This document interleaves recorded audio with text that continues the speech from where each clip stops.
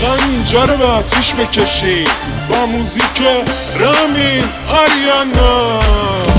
رفتم پشت بوم قالیچه تکوندن، قالیچه خاک نداشت خودمو تکوندم. پسر همسایه ابرومو دیده، رفته واسه من موچین خریده. غلط کرده که دیده، غلط کرده خریده.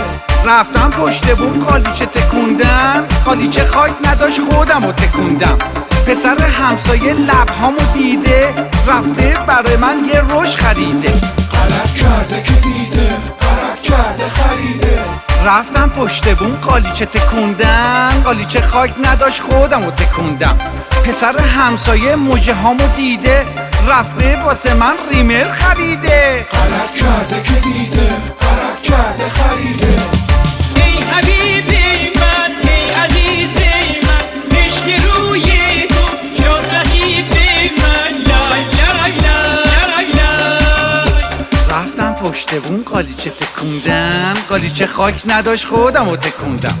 پسر همسایه چشامو دیده، رفته واسم خط چش خریده.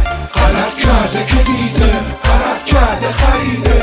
رفتم پشت بوم قالیچه تکوندن، قالیچه خاک نداشت خودمو تکوندم.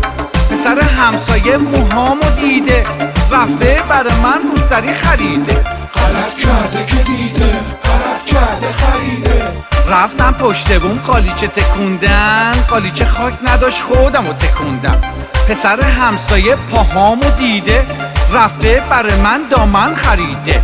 غلط کرده که دیده، غلط کرده خریده. رامین آریانا پرزنت. ای حبیبی من، ای عزیزی من، عشق روی تو شد رقیب من. لای لای لای لای.